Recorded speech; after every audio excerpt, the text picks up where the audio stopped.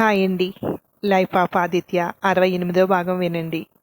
ఆదిత్య మూవీకి release dates announce చేయడంతో, ప్రమోషన్స్తో ఆదిత్య చాలా బిజీ అయిపోయాడు. ఆదిత్య మూవీ రిలీజ్ అయిన రోజే యశస్వి బయటకు వచ్చాడు. యశస్విని తీసుకురావడమే తిన్నగా ఇంటికి తీసుకొచ్చింది జయ. ఎవ్వరితోటి ఏం మాట్లాడకుండా తన మొబైల్ తీసుకుని తన రూమ్లోకి వెళ్ళిపోయాడు. విసురుగా మొబైల్ని బెడ్ మీద పడేసి ఏదో ఒకటి చెయ్యాలి, ఏం చేయాలి ఇప్పుడు అని ఆలోచిస్తూ అటు ఇటు తిరుగుతున్నాడు. మళ్ళీ బెడ్ మీద కూర్చుని మొబైల్ స్విచ్ ఆన్ చేసి చూస్తుంటే మెసేజ్లు, వీడియోలు అన్నీ వస్తున్నాయి. అవి జయ మార్ఫింగ్ ఫోటోలు. ఒక్కసారిగా ఉలిక్కిపడ్డాడు. ఒళ్ళు జలదరించింది. ఎవరా అని చెక్ చేస్తుంటే మెసేజ్లు కనిపిస్తున్నాయి. అవి చదువుతూ మళ్ళీ ఫోటోలు చూశాడు. మార్ఫింగ్ చేసి హీరోతో ఉన్నట్టు, డైరెక్టర్తో ఉన్నట్టు, రకరకాల స్టిల్స్లో తక్కువ బట్టలుతో కనిపిస్తోంది జయ. ఇది తన భార్య కాదు, తనకు తెలుసు. కానీ దీన్ని అలుసుగా చూపించి సాధిద్దామా? మెసేజ్లు చదువుతుంటే వాడు 10 లక్షలు డిమాండ్ చేస్తున్నాడు. విసురుగా బయటకొచ్చి జయ చేతికి ఫోన్ ఇచ్చి, ఏంటిది అన్నాడు. ఏంటి, వచ్చిన కొద్దిసేపటికే ఇంత ప్లాన్ చేసేసారా అంది. రావడం అంటే ఇప్పుడొచ్చాయి, కానీ వాడెప్పుడు పోస్ట్ చేశాడో మెసేజ్లు చదువు, నీకే అర్థమవుతుంది. నా ప్లాన్ కాదిది అన్నాడు.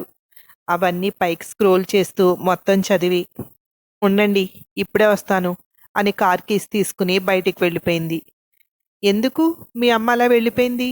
ఎవరు చేశారో తెలుసా అన్నాడు ఆశ్చర్యంగా ఆశుని చూస్తూ యశస్వి.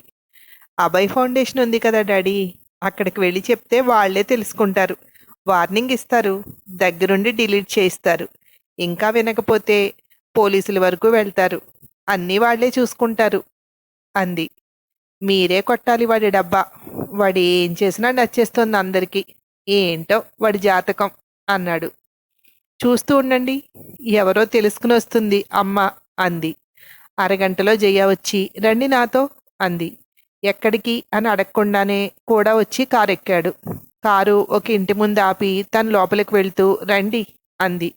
ఇద్దరూ లోపలికి వెళ్ళారు. అక్కడ కనిపిస్తున్న ఆవిడతో, నా పేరు జయ, ఈయన డైరెక్టర్ యశస్వి, నేను ఆయన భార్యని అని పరిచయం చేసుకుంది. మీరు మా ఇంటికి వచ్చారా? రండి రండి, కూర్చోండి కూర్చోండి కంగారు పడుతోంది ఆవిడ. మీ అబ్బాయిని ఒక్కసారి పిలవండి అమ్మా అంది జయ. కొడుక్కి ఏదైనా సినిమా ఛాన్స్ ఏమో అనుకుని విక్కీ అంటూ గట్టిగా అరుస్తోంది. అతను వచ్చాడు. వీళ్ళిద్దరినీ చూసి అతనికి అర్థమైంది పరిస్థితి. తల వంచుకుని నిలబడ్డాడు. యశస్వి విక్కీనే చూస్తున్నాడు. అతన్ని ఎక్కడో చూసినట్టుంది. ఓ, హీరో ఛాన్స్ కోసం నా చుట్టూ తిరిగేవాడు వీడే కదా అనుకున్నాడు. అమ్మా చూడండి మీ అబ్బాయి చేసిన పని అని ఫొటోస్ అన్నీ చూపించింది. ఇది వాడే చేశాడని ఎలా చెప్తారు అందావిడ. ఈ నెంబరు మీ అబ్బాయిదే కదమ్మా అంది. ఏంట్రా ఇది అని వెళ్ళి గట్టిగా అతని చెంపమే కొడుతోంది. చూడండి, ఇది లాస్ట్ వార్నింగ్, దీని తర్వాత పరిస్థితి చాలా దారుణంగా ఉంటుంది చెప్తున్నాను అంటూ బయటకు వచ్చేసింది జయ. వెనకే వస్తూ, నువ్వు వార్నింగ్ ఇచ్చినట్టు లేదు అన్నాడు. అవసరం లేదు, తల్లికి తెలిసింది కనుక ఆవిడే చెప్పుకుంటుంది. ఒకవేళ ఇంకా చెప్పుకోవట్లేదు అనుకోండి, ఎలా బుద్ధి చెప్పాలో నాకు తెలుసు అంది. ఇదిగో ఫోన్ అని మళ్ళీ ఫోన్ ఇచ్చేసింది యశస్వికి. ఇంటికి వచ్చిన వెంటనే అశు అడిగింది, సాల్వ్ అయిపోయిందమ్మా అని. సాల్వ్ అయిపోయిందిరా అంది రిలాక్సింగ్గా. వాళ్ళిద్దరినీ చూసి ఎంత నమ్మకం వీళ్ళకి అనుకుంటూ తన రూమ్లోకి వెళ్ళిపోయాడు. ఏదో ఒకటి చెయ్యాలి, వీళ్ళందరికీ బుద్ధి వచ్చేలాగా చెయ్యాలి, ఖచ్చితంగా ఏదో ఒకటి చెయ్యాలి అనుకున్నాడు పదే పదే. ఫోన్ రింగ్ అవుతుంటే తీశాడు. ఏంటి, నీ పెళ్ళాన్ని తీసుకొచ్చి బెదిరిస్తే నేను ఇవన్నీ మానేస్తానా? నువ్వు నన్ను ఎన్ని తిప్పలు పెట్టావు. నిన్ను నమ్మి వచ్చిన అవకాశాలు కూడా వదులుకున్నాను. ఇప్పుడు అవకాశాలు ఇచ్చేవాళ్లే లేరు నాకు. నిన్నంత తేలిగ్గా వదులుతాను అనుకోకు అన్నాడు అటునుండి విక్కీ. నీ కోపం నా మీద చూపించడానికి ట్రై చేయి, ఆడవాళ్ళని అడ్డం పెట్టుకుంటావేట్రా అన్నాడు యశస్వి. నువ్వు మాత్రం ఆడవాళ్ళని అడ్డం పెట్టుకుని కదా ఇంత పెద్ద గొప్ప డైరెక్టర్ అయ్యావు, మర్చిపోయావా అన్నాడు అతను. ఓన్లీ అడ్డం పెట్టుకుంటే అయిపోరు, నాలో టాలెంట్ కూడా ఉంది, అందుకే అయ్యాను అన్నాడు యశస్వి. అంటే నాలో టాలెంట్ లేదంటావు. సరే, నా టాలెంట్ అయితే నీకు చూపిస్తాను అంటూ కాల్ కట్ చేశాడు. శరత్, మాలతి ఇద్దరూ కాఫీ షాప్లో కూర్చొని ఉన్నారు. చెప్పు శరత్, ఏదో చెప్పాలన్నావు అంది మాలతి. మనిద్దరం పెళ్లి చేసుకుందామా అన్నాడు శరత్. ఇది చెప్పడానికి ఇక్కడి వరకు రావాలా? సారీ, నాకు పెళ్లి చేసుకునే ఉద్దేశం లేదు అంది. నన్ను చేసుకునే ఉద్దేశం లేదా? పెళ్లి చేసుకునే ఉద్దేశమే లేదా అన్నాడు. అసలు నా లైఫ్లో పెళ్ళి అనే చాప్టర్ ఉండకూడదు. నా గతం అలాంటిది. మా అక్క నా కోసం పెళ్లి చేసుకోకుండా అలాగే ఉండిపోయింది అంది. నిన్నిష్టపడుతూ నిన్ను పెళ్లి చేసుకోవాలనుకుంటున్నట్టు ముందు మీ అక్కకే చెప్పాను. ఆవిడ నీ గతం నాకు చెప్పారు. నీ గతంతో నాకు సంబంధం లేదు. ప్రజెంట్ నువ్వు ఎలా ఉన్నావు ఇదే కావాలి నాకు. నిన్ను నేను ఇలాగే ఇష్టపడ్డాను అన్నాడు. ఇలాంటి మాటలు చెప్పడానికి నీకు బాగుంటాయి, వినడానికి నాకు బాగుంటాయి. కానీ లైఫ్లో ఇవన్నీ సాధ్యం కాదు అంది. ఎందుకు సాధ్యం కాదు? మనిద్దరం సాధ్యం చేసి చూపిద్దాం. ప్లీజ్ నాకొక్క ఛాన్స్ ఇవ్వవా అన్నాడు. ఏదో చెప్పబోతున్న మాలతిని చూస్తూ, ప్లీజ్ వద్దని మాత్రం చెప్పకు, కొంచెం టైం తీసుకో, కానీ ఓకే అని చెప్పు అన్నాడు. అతను మాట్లాడుతున్న విధానానికి నవ్వు వస్తుంది. కానీ నవ్వితే ఓకే అనుకుంటాడేమోనని సైలెంట్గా కూర్చుంది. సారీ, నిన్ను ఇబ్బంది పెట్టానేమో. నా లైఫ్లో పెళ్ళి అంటూ జరిగితే నీతోనే, లేదంటే నేను ఇలాగే ఉండిపోతాను. నా కోసం ఒప్పుకోవచ్చు కదా అన్నాడు. నీకు అర్థం కావట్లేదు. నాలాంటి దాన్ని చేసుకోవాలంటే, ఇంట్లో ఒప్పించాలంటేనే చాలా కష్టం. మరి ప్రపంచాన్ని అంది. ఇంట్లో వాళ్ళని ఒప్పించడానికి అసలు మొదట ఈ ప్రపోజల్ తెచ్చిందే మా మమ్మీ. ఇక ప్రపంచానికంటావా? దాన్ని నేనెందుకు ఒప్పించాలి అన్నాడు. నీకు పరిస్థితులు అర్థం కావట్లేదు అంటూ అక్కడున్న కాఫీని గబగబా తాగి వెళ్దామా అని లేచి నిలబడింది. గాఢంగా నిట్టూర్చి మాలతి వెనకే నడిచాడు. తను కూడా కారులో కూర్చుంటూ, ఆలోచించుకోవటానికి టైం తీసుకో, ఆలోచించుకునే నీ నిర్ణయం చెప్పు, కానీ ఓకే అని చెప్పవా ప్లీజ్ అన్నాడు. ఏం మాట్లాడలేదు. తనని ఇంటి దగ్గర దింపేసి శరత్ వెళ్ళిపోయాడు. ఆలోచిస్తూ లోపలికొస్తున్న మాలతిని చూసి, ఏమైంది అలా ఉన్నావు అంది వాసంతి. అతను శరత్ అని ఇంకంతకంటే ఏం చెప్పాలో తెలియనట్టు నిస్సహాయంగా సోఫాలో కూర్చుంది.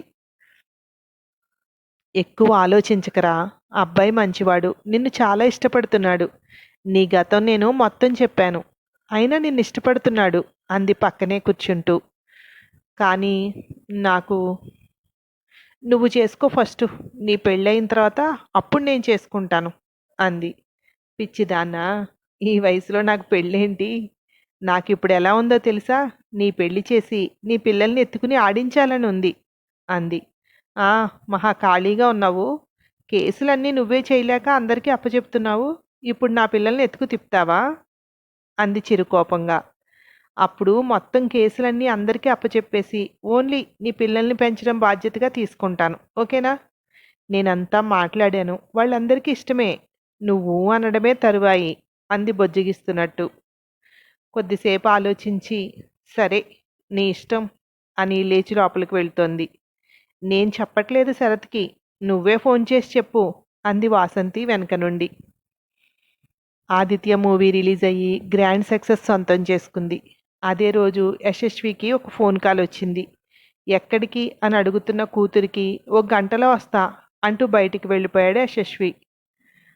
హాసిని, ఆద్యాలు లోపలికి వస్తుంటే వాసంతి ఎదురొచ్చింది. ఏంటి మేడం మీరు మా ఇంటి దగ్గర అంది హాసిని. మీ పెద్దమ్మగారు మీ ఇద్దరి భవిష్యత్తు గురించి కొన్ని నిర్ణయాలు తీసుకున్నారు, అందుకే ఇక్కడికి వచ్చాను. సరే ఉంటాను అని వెళ్ళిపోయింది. ఏంటమ్మమ్మా ఆ నిర్ణయాలు అంది ఆద్య లోపలికొచ్చి రాజేశ్వరిని చూస్తూ. ఆస్తంతా మీ ఇద్దరి పేరు మీద రాసేశాను. నువ్వు ఎదిగి నీ అంతటి నువ్వు ఈ ఆస్తిని హ్యాండిల్ చేసుకునే వరకు గార్డియన్గా హాసిని, ఆదిత్య ఉంటారు అంది రాజేశ్వరి. ఇప్పుడెందుకు పెద్దమ్మ ఇవన్నీ? నాకెందుకు మళ్ళీ? ఆద్యకు రాస్తే సరిపోయేది కదా అంది హాసిని. వెనక ఎంతో కొంత ఆస్తి లేకుండా ఆడపిల్ల ఎప్పుడూ ఉండకూడదని నేను అనుకుంటున్నాను. నీకున్నదంతా ఆదిత్యకి ఇచ్చేశావు, ఇంకేం మిగిలింది? అందుకే నా కూతురు ఉంటే ఇలాగే ఇచ్చేదాన్ని, కానీ నా కూతుర్లా చూడలేదులే నిన్ను. సగమే ఇచ్చాను, మిగిలింది నా మనవరాలకి ఇచ్చేశాను అంది. ఎందుకు ఇప్పుడు ఇవన్నీ? తర్వాత రాయొచ్చు కదా. నువ్వెక్కడికైనా వెళ్తున్నావా అమ్మమ్మ? అంది ఆద్య. లేదు, నీకోసం మీ నాన్నొచ్చాడు తన భార్యను తీసుకుని అంది. అవునా? దేనికి? అంది ఆద్య. చేసిన పాపాలన్నీ క్షమించమంటున్నాడు. నిన్ను తనే పెంచుతాడట అంది. ఈ బుద్ధి ఎప్పటి నుండి? ఎలా చూస్తాడో. కొద్ది రోజులు వెళ్ళి ఉండనా? అంది ఆద్య. ఇంత బుద్ధి రావడానికి కారణం నువ్వు సినిమాలో నటించావు కదా, ఆ విషయం తెలుసుకొని వచ్చారు. నువ్వే నటించావని అందరికీ పరిచయం చేస్తాడట. అక్కడి నుండి మూవీ అవకాశాలు వస్తాయి కదా. డబ్బులు మూట కట్టుకుందామని తీసుకువెళ్తానంటున్నాడు మీ నాన్న అంది.